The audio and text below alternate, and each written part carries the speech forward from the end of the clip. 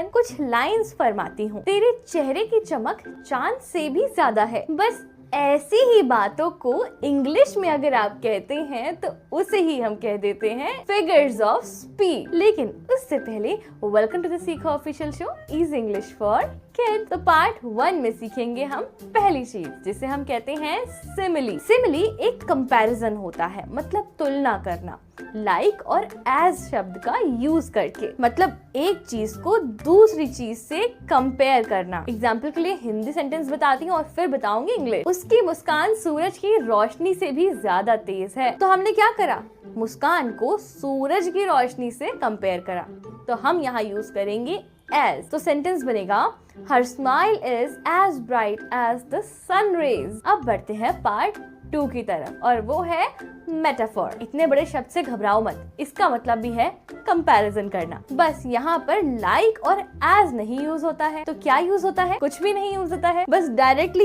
एक चीज को दूसरी चीज बना देते हैं। एग्जाम्पल देके बताती हूँ, बहुत अच्छे से समझ आएगा। हो सकता है आपने ये सुना हो, टाइम इज मनी, मतलब समय पैसा है। तो क्या सच में समय पैसा है? नहीं, लेकिन वो मनी के इक्वल इतना इम्पोर्टेंट है कि दोनों एक ही तराजू पर हैं, इसलिए हम कह देते हैं time is money. Last part जो मैं आपको बताने वाली हूँ फिगर ऑफ स्पीच में, वो है पर्सोनिफिकेशन। तो ये कब यूज होता है? जब हम ऐसी चीजें जो नॉन लिविंग थिंग्स हैं उनको हम इंसानों की क्वालिटीज दे दें, तो उसे कह देते हैं पर्सोनिफिकेशन। मतलब आप ऐसा सोचो कि अगर आपको किसी को एक्सप्लेन करना है कि कोई इतना खूबसूरत पल था कि ऐसा लगा जैसे कि तारे आसमान में नाच रहे थे, the stars danced in the sky.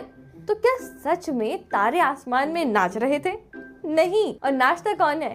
Human. तो हमने क्या करा, तारों को कह दिया कि वो नाच रहे थे। ये हो गया किसी भी ऑब्जेक्ट का जो नॉन लिविंग थिंग है उसमें हमने पर्सन वाली, इंसान वाली क्वालिटी ऐड कर दी। तो आज मैंने आपको सिखाई है ये 3 फिगर ऑफ स्पीच। सिमिली में क्या होता है? कंपैरिजन होता है यूज करके एज का या लाइक का। और मेटाफर में क्या होता है?